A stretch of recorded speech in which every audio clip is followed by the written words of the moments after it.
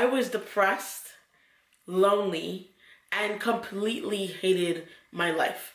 And it took making significant changes to finally actually enjoy my life and enjoy being single. And this was a thought that I couldn't fathom possible 10 years ago. I used to believe that my life had no meaning beyond getting married. Today, I'm going to share the specific steps I did to change the outlook on my life and how I found happiness in ways I never expected. This may require you to change the way you socialize and change in terms of your everyday, so your career or what you currently are doing, or simply learning how to appreciate your own company. And the things that I'm going to suggest and share with you may not be easy. It may be a little bit hard because you've been used to doing the same thing over and over again. And you're accustomed to your current routine. But it'll be so worth it if it means that you'll truly learn to accept and embrace who you are right now. I was at a point in my life where I just wanted to be saved. Have you ever felt like things weren't working and you just wanted to go to sleep and hope that the next day everything will just magically change? Because up until then, nothing has been working for you. Girl, I got you. I remember when I used to cry to work and I just felt so stuck. I felt like there was no way to get out, and I didn't think that there was any solution to unfeel the way I was feeling. And I don't even know if that's a word, but you get the point. I didn't know how to unfeel. And don't get me wrong, I had many great people around me, and they'll tell me all the typical things.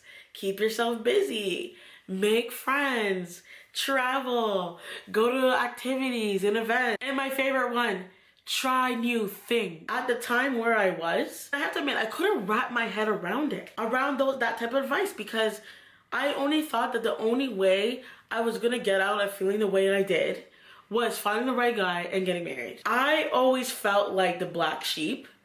I didn't think I had much talent or much to offer to this world. This resulted in constant comparison to people around me because I was trying to find that thing. Like, if I could find that thing that was in someone else, hopefully I could fix myself. I didn't believe there was anything for me but marriage for these very reasons. I didn't believe I was worth it, and I didn't believe I can dream. I went through my early adult life feeling like the world just stopped around me and my life wasn't advancing, and I seriously thought I was gonna be unhappy for the rest of my life. Listen, those pity parties are real. I did not believe that there was anything on the other side, and I can legit say I don't think I had any fun in my 20s because of it. I was just so busy trying not to be me. I was just so busy trying to escape. If you haven't read this book yet, The Pathway to Success by Joyce Meyer, get this book right now. This book made me realize how much I grew. It showed me some areas that I needed to improve on, and it also encouraged me to share my journey and how I did a complete 180 and change my life. Start doing the hard things instead of always just doing the easy things. It's so much easier to do the easier things. Anyone can do that. It's way easier to complain, and it's way easier to keep on doing what you're doing over and over again, even if it's not working for you. If you're on dating apps and you're getting the same results over and over, and you're not meeting the right type of guy, and it's only bringing you down, and it's only lowering down your self-esteem, and it's getting you frustrated, it's time for a change. I actually deleted the apps. Oops. And I actually noticed that there was a huge spike in my self-esteem and my mood. And it even came to a point where I realized, I was like, wait, I have no drama. I'm not worried if the person is texting me or not, or trying to wonder or what to say to them to get them to text me. Oh, the whole game changed when I decided to make a change in that area. Sometimes we can get so used to thinking, well, this is the only way to do it. And I'm here to break it to you. That is not the only way to meet someone. And that's why I've been telling you guys to get some hobbies and to make new friends. And you can go back to another video if you're wondering how to make new friends. But there's never just one way to do something. And if that specific thing is not yielding results for you and making you a better person and making you feel good, it's time to stop, whatever that is. If you're going to a job and you're constantly dreading it, like you have to drag your feet, it's time to make a hard decision and make that change. And I understand you have bills, but the truth is, when you think about it logically, the bills are always going to be there. It's never going to go away. You better find a solution to change it up. And it's time to do the hard thing and maybe spending an extra 2 to 3 hours trying to figure out what else you can do, trying to start that thing you've been thinking of. But nothing is ever worth it to keep on doing the same thing over and over that's killing you inside. So worth it to find that thing that will let you up, because no one is coming to save you. You're the only one that can make that decision for yourself. And I know changes are hard. I spent many years crying on a bus, thinking that I was helpless, thinking that I couldn't change anything, thinking that I was just stuck and the way my life was the way it's gonna be and I was destined to fail. I spent too many years feeling that until one day I realized how much control I have in my life to make a change, to change my life in a way where I can genuinely say, I'm happy with the way my life is going. There are things out there that can benefit you and lift you up. But until you make that change and decide to do the hard things, listen, when I was on those dating apps, one of the biggest things that I noticed was how much it was affecting me in the way I saw myself and how much it was affecting my mental health and how frustrated I was with the type of guys I was meeting. And I always felt like I had to constantly defend myself and defend my values. Do you know how tiring that gets? And I have to admit, it was very scary to get off the app. I had to go on a Facebook group and ask people what made their lives change since getting off the apps, because I was like, this is the only way to meet someone. But I found also that once I got off the apps, I stopped centering men. I stopped putting men on this pedestal because they're not. And it actually allowed me to be more selfish. I found that I was doing more things for myself. I was not focused on that. And before you know, you get addicted to the hobbies. You get addicted to doing activities and going to events because there's other things in life. Dating is like 10%.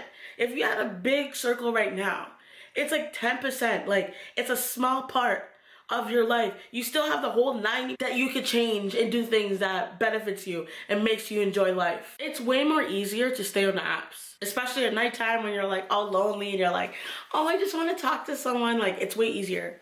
The harder part is getting out there and pushing yourself out there and doing things that's completely outside your box or contrary to what you're used to. So the question you have to ask yourself right now is, what are you doing right now that is not benefiting you? Enjoy your life apart from work. Girl, life is just too short. Back in 2018, I remember speaking to my therapist and I kept on telling her I have this strong desire to go and travel and go to Mexico. And I kept on putting it off because I was running my business and I was like, oh, like, I don't think I should go because I'm focusing on that thing. I'm focusing on work and making more money. And before you know it, guess what happened? In 2018, I ended up getting sick and ended up being in the hospital. And you know what the biggest thing I regretted? It was not making money. It was not taking the time off and doing the actual real thing that I desired to do, which was go and travel. And you can go back and watch the video I did about going to Mexico and how it changed my life. But let's get back to this. I will say this, if you're not enjoying life apart from work, you are missing out and your time is right now. This is my permission to you to enjoy life. And especially if you are not liking your job and it's draining you, you need to do something that you enjoy apart from work more than ever. I'm giving this advice with the idea that you are enjoying your work and you like what you're doing and you're ambitious and so forth. But if you don't like your job, especially, you need to find something that is an outlet apart from work, because you will not last. And this is in both scenarios. Once you get used to it, now for me, like, now I have no problem closing my laptop and being like, okay, I'm gonna go do some boxing here. I'm gonna go to pottery. Like, I have no problem doing that. Pay attention to what God has blessed you with. I read the parables in Matthew 25:14-30. It's about how a master gives his servants different talents, anywhere from 1 talent upwards to 10 talents. And basically, initially, what was expected is that they would invest in it and do something with those talents. But there ended up being someone who only got one talent. And they figured, well, since it's just one, I'm going to save it for them for when the master comes back. So he ends up burying it. But then the other people who got 2 talents and 10 talents, they ended up doubling it, doing things with it. So then when the master came back, they were able to get more. They were able to give back more than what the master gave them. And what ends up happening, the servant that just had 1 talent, that didn't use it, basically didn't appreciate it, ended up getting in trouble. And you could go and read that yourself. You see, I've read that story so many times, and it recently dawned on me. There has been times around the current business that I already do. So if you don't know, I have a business outside of this. And I recently realized that there are times where I'll get very impatient because I just want to do this. I just want to do YouTube and inspire and impact women. But I realized that God gave me 2 talents. Right? This is talent 1 and talent 2. And I realized he gave me 2 talents, and with talent 1, which represents the business I currently have, I was doing it, obviously working it, but then I was not that appreciative of talent 1. Talent 2 was the one where I've been pushing, which represents YouTube, but then I realized that God gave me talent 1 so I could be able to do videos like this and inspire you and tell stories and do things that I've learned. And I'm able to control my time and be making money so I can do talent 2. It was a blessing in itself, because can I be real with you? I have to admit that I wasn't working at my fullest potential in terms of efforts in this business. Yes, it was doing well, but it was like my heart wasn't truly in it. But once I got that revelation, I was like, but weird. I'm like, God gave me this, blessed me this. There's people out there dying to have a business that is profitable, right? They're dying to do something that's out of a job, right? And God blessed me with this business. Like, I no longer have to cry to go to work. I have this business in my hand, so why am I not using it? So once I got that revelation, I was like, oh no, like, let's give my 100% to both. And I'm sharing this with you because the very thing that you don't want may be the very thing that God is entrusting you with. It may be the test that you need to pass to do the very thing that you want to do. Talent number 2. Talent 1 can represent that job you're doing where you're like, God, I don't know what, have this job. But do you know there's people that don't even have the job? Don't even have a job right now? And you're dying to have a salary like yours? There's someone out there that is not making what you make. There's someone out there that has to constantly apply for jobs. And right now, talent 1, you're like, I want talent 2. I want talent 3. And on the other hand, you may have these talents, but you're not using them right now. So talents could represent a job. It could represent a skill, an idea, a talent. You get an idea, but you ain't using it. It's just sitting there. And deep inside, you know you need to grow it. You know you need to start it. But you're just watching it and you're like, you know what? You're just like, you know what? I'm going to just sit here and wait for it. No. Do you know how much it is a blessing to have an idea or a talent that you could use to be making money? There's people out there that haven't even figured out yet. And you have it there and you're just sitting on it. And you're just like, take it for granted. Like, oh, anyone could do it. No, everyone can't do your talent. Everyone can't do that very gift you're doing, because if everyone could do it, everyone else would be doing it. And just because it's easy for you doesn't mean that there's not someone out there that would not buy that very thing from you. Anyways, this wasn't even a part of the video, by the way. It's just, I felt like I need to say this. Enough is enough. It's so easy to just complain and point out all the things you don't have and disregard all the things that you do have that God has blessed you with. Every time I try to rush things, it either didn't work or it just didn't work out. Heart would get broken, Nikia would quit, be like, this thing ain't working. And if I didn't get the results quick enough, shut down the business. Or I would get heartbroken because I'll be like, God, you're not bringing that God quick enough. And then you would tell yourself, after trying to rush because you didn't have any patience for yourself, giving you some grace to grow into the very thing that you're trying to build, that you're trying to do, that you're waiting for, whatever that may be. Then you would go and say, oh, well, it doesn't work. Or I guess I'm not meant to do it. No, you're meant to be patient. But the reason why it didn't work is because you're not giving yourself enough time to do it. Once you are patient with yourself, everything changes. All of a sudden, you're no longer frustrated. You're no longer looking at other people's journeys. You're no longer telling yourself you're running out of time and why am I not growing quick enough? Because you know what? If we spent more time just looking within ourselves and give ourselves time, more grace, you know how much stuff we would get done. But instead, we're so focused looking over there. Like, their journey is gonna help you go faster. You're no longer bounded by societal pressures. You're no longer bounded by pressures that you feel that you have, that you're putting on yourself because you're looking at Jerry over there. You're looking at Mary over there. Stop looking at Becky. The best thing you could ever do for yourself is have grace and give yourself time for growth. Patience. Patience. Sometimes it's not worth defending yourself. And I'm not saying to be a placemat, but sometimes it's not worth the energy to get yourself railed up over a situation. And sometimes you have to ask yourself, is it worth defending yourself, arguing with that person, whatever it is, if it means that it's gonna change the way you're feeling right now, it's gonna change your mood, it's gonna change you into a different person that you don't even recognize. You know what I'm talking about.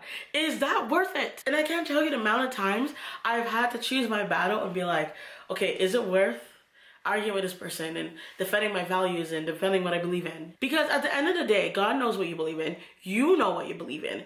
And if that person or whoever in that situation is not willing to listen, why would you waste your time defending yourself? Sometimes you have to protect your peace, y'all.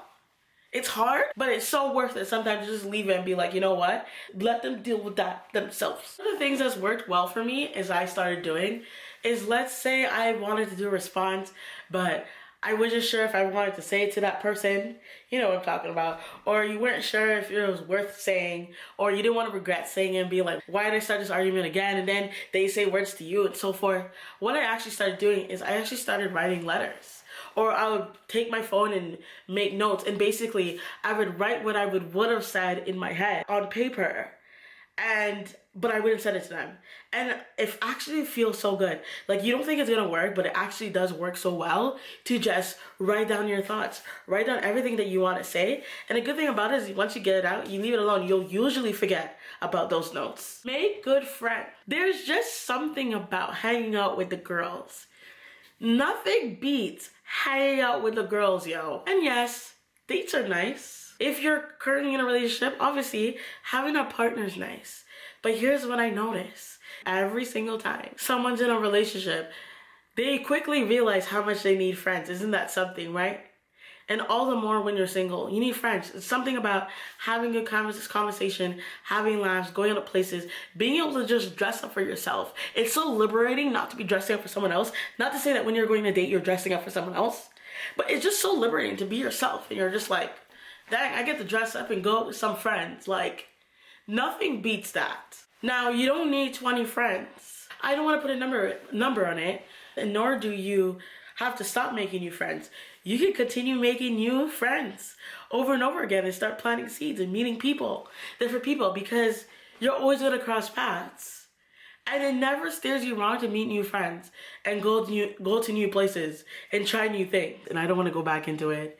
If you're wondering how to make friends, just go back to that video and just watch that video of why it's hard to make friends. So you can make some friends and get those girlies. So you could change your life 180, because that makes one of the biggest difference ever. And I know you're like being an introvert and you like staying in the house. I know. But even if you just get one friend and just go out, it changes the mood.